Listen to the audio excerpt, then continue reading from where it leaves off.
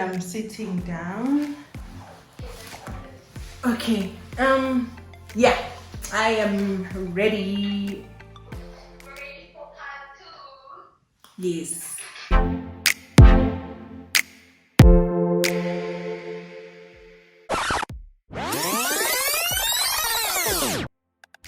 Hi everyone, welcome back to my YouTube channel. My name is Baratang and this is my platform with Baratang.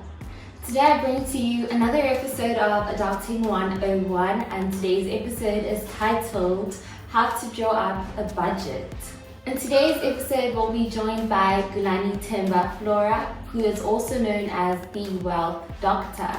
You can follow her on her Instagram pages as The Wealth Doctor, and she also has a YouTube channel. We will be cross-referencing some of the videos that she has on her channel as the video goes along.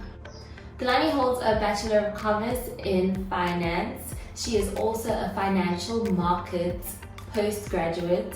She holds a certificate in Financial Technology and Digital Disruption. She is also a Financial Honors candidate. In today's episode, you'll need a notepad, but Ghulane and I are using a budgeting template. If you would like to use that as well, you can just DM me one of us and we will send it to you.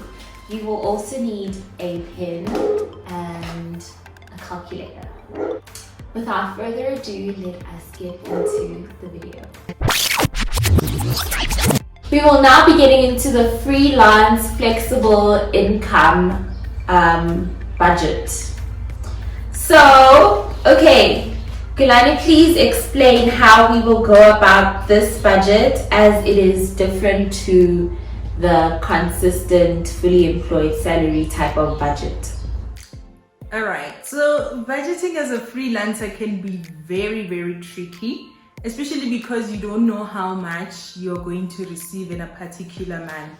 So sometimes it feels like, how do I pay myself first when I don't even know if the money that I'm going to receive is going to be enough to cover my needs and my debt, you know? So the most important thing to do before you even start drafting a budget as a freelancer or as a business owner is you need to do an analysis of your income or your business. You need to observe the trends, your income trends in your business or your freelancing job. So you know that you have your peak months, of which your peak months or seasons or quarters is where you are making a lot of money, and then some months or some quarters or some seasons business does not really go well, right? And then for our example, we're gonna be using Jerry, and Jerry has an ice cream business, so meaning that he owns a micro business. And obviously as a business owner, you don't know that in January you're going to make this much revenue, in February you're going to make this much revenue. However, if you've been doing an income analysis, you can observe the trends in your business and see that, okay, actually in the first quarter of the year, meaning January, February and March, my business tends to do well because it's hot and most people demand ice cream. And then as the months approach winter, your sales start to go down, and maybe during winter then your sales are at their lowest, even though you're still selling, but it's at its lowest. And then in spring it starts to peak up, and then again it peaks again in summer. So it's important for you to observe your income trends and to know when you normally make more money and when you make less money, so that you can accommodate that into your budget. So the most important thing before you even take that pen and paper or spreadsheet is to do an analysis of your income trends. Thank you for that. So now we have got our income analysis, business analysis for Jerry, who sells these ice creams, and we have divided the budget into 4 different quarters. So according to the analysis, how much does Jerry make in the first quarter of the year? So in the first quarter, Jerry made 60,000 rand. So we are assuming that on an average per month, for the first quarter, he was making around 20,000 rand. Per month? Yes. For the first 3 months? Yes, like roughly each month he was coming out with like 20K. Okay. And then the second quarter?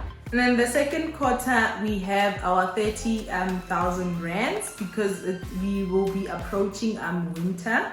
So his sales are going to decrease. Okay, and the third quarter? The third quarter, we have 14,500 rands. And the final quarter? And we have 43,000 rands. Okay, and all of that adds up to 147,500. Yes, and then from there, if you are a freelancer and you've observed the trends of your business, then you'll now calculate the percentage that each quarter makes. And then in Jerry's instance, we found that in quarter one, his income constitutes 41% of his annual income, or the money that he's going to receive over the year, and quarter two constitutes 20%, quarter three constitutes 10%, and quarter four constitutes 29%. So from the figures that we have noted down, we can tell that the first quarter Jerry made the most money, so that is his peak season, and the second quarter he didn't do so well. The third quarter was his lowest income month, and the fourth quarter was starting to pick up.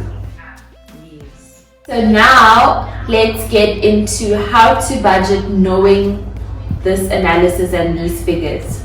So now remember, I said that paying your God first is considered as tax or like tax. So you're first going to deduct that, and then you can go down to the other parts of your budget, right?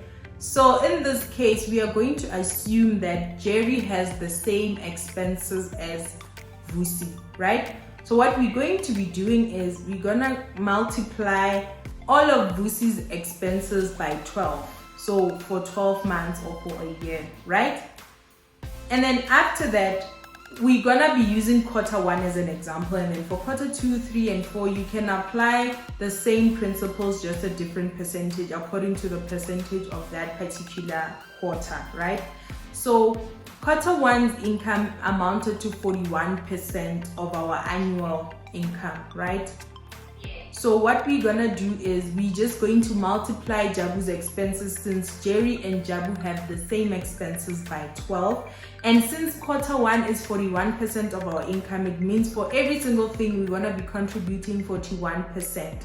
So we're going to multiply our debt repayment by 12, of which it gives us 64,200 rands, and then our needs also give us 64,200 rands. So that is for the whole year, right?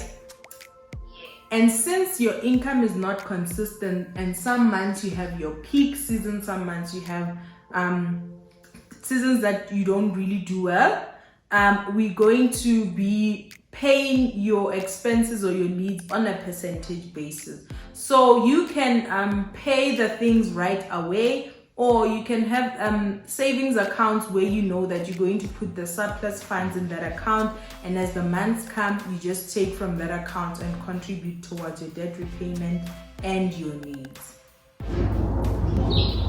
So that amounts to 26,322 for your debt and needs expenses. Yes, which is 41% of the annual amount. Since we have 41% of our annual income, we're also going to contribute 41% for this quarter towards our debt repayment and our. So now we are left with 1,356 rand. Yes. You are now left with 1,356 rands, and then you can start now contributing towards your wealth creation, your retirement, your pension funds, and your black tax and other things. So in Jerry's case, we can see that the income that he has after paying for his debt and his needs is actually not enough money, right? So recommendations for this is Jerry can either reduce his debt or reduce some of his expenses, like I said, and have more money to allocate towards his wealth creation and also his black tax, right? Or maybe he can generate other streams of income. So for example, if he's only focusing on selling ice cream, he can also add maybe cake and coffee so that he knows that even in winter, he's still making money from the cake and the scones and coffee, and he's not losing that much money in winter. So diversifying your income or adding more streams of income is also helpful so that you have more money, or so that your budget is not too strained, just like Jerry's case. So if you're like Jerry and you sell ice cream and you feel like your budget is too strained, maybe it's time to diversify some of the things that you are selling in your business, or to have another business or to have another stream of income so that you can have enough money to make sure that your future is secured, to make sure that you're still having fun, and to make sure that your family is well taken care of. Well, thank you so much for that insight and that advice, and I hope that people do take it, because businesses will not do well all year round. We know this, but the only way to make sure that you have somewhat of a consistent amount that is coming into your bank account every month is to take these tips that she has given us, which are amazing tips, especially the coffee one. Like, I didn't think of that. You are catering to whatever is required of that particular season and weather. So that is incredible. Thank you so much. You are welcome. I mean, that's what I do, so it's a pleasure. Okay, so that is the end of the budgeting of a freelance or flexible income person.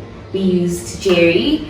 And if you do need this template, we have two templates. We have the first one for the consistent income budget, and we have another one for the flexible income budget.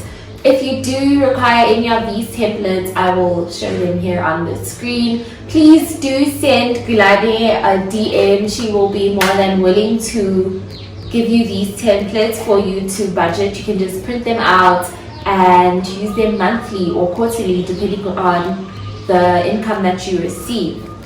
So Ghulane, budgeting, right, is the best way to manage your money, but we're not in control of events that take place that life literally throws at us unexpectedly. So what if I am now hit with this unintended or unexpected event in my life and it has an impact on my budget? Okay, so the best thing to manage unplanned events is for you to set up an emergency fund. So just decide to have an account and decide the amount of money that you want to put in that particular account, so that you know that when those moments come knocking at your door, you have funds to take care of them and you don't have to rely on debt, or you don't have to strain your budget. Okay, we've got that. Thank you. And how often is it recommended to review your budget so that you know that you are on track with your expenditure? Okay, well, I mean, your money is important, right? So just like the other important things and people in your life, you need to spend time with your money. Same as you spend time with your family, with your boyfriend, you need to spend time with your money because it's also important. So I would say a minimum of twice a month. However, if you want to do it more than twice, definitely that's even better, because you need to constantly be checking up on your money and to see if you're still on track with your goals or your money disappeared. Spend time with your money, in the words of Ghulane, as much time as you would spend with either your boyfriend or your family or whatever you feel is important. And she has emphasized that money definitely is important. It's your money, guys. And lastly, when is it the right time to make adjustments to your budget? You obviously cannot have the same budget for, let's say, an upgrade in your life, right? So when is it the right time to actually make an adjustment to your budget? Well, I mean, I cannot really say a week or a month or a year or 2 years, but you know, as human beings, we are constantly evolving and we become different people every single day, every single month. So if there's something that changes in your life, you obviously need to accommodate that in your budget. So I can't really say 2 months and then you find that a month later you're pregnant. So you need to change as the events in your life change for you to accommodate the events that are occurring in your life. For example, if Jerry and Lucy were to get married, then they would need to adjust their budget to accommodate the new people in their lives. So there's really no time frame, just depends on the changes that happen in your life and you making adjustments, which is why if you consult with a financial planner, they don't just give you a plan and leave you. They give you a plan and you need to review it constantly so that they can include the adjustments that have been made. I mean, they can adjust your plan according to the changes that have been made in your life, pretty much. So yeah, same applies to our budget. Okay, and that is the end of the interview. Thank you so much, Ghulane, for joining me on my channel from literally a separate studio. This is a first for us both, but we are literally making it work, and I'm so grateful that you were willing to do this with me. I mean, it's a pleasure, and as much as I'm helping my evolving family, I also want to help your family to grow so that we can all evolve together. So I'm really honored with the opportunity, and thank you so much for also allowing me and giving me a platform to impact the life of your family. And for the closing, do you have any additional advice or any last words to comment on this video? Well, my last words will be, it's really not about how much you earn. You can start building your wealth portfolio now. Actually, you need to start now with the little that you have, so that when you get the opportunity to receive more, you already built a habit of contributing. There's a scripture, I don't know how to quote scriptures, but the scripture says if God can trust you with the little that you have, He's definitely going to give you more. So if you're not faithful with the little that you have, how do you expect to receive more, or how do you expect to be faithful with more? So start now with the little that you have, and as your income grows, your wealth will also grow. So those are my last words.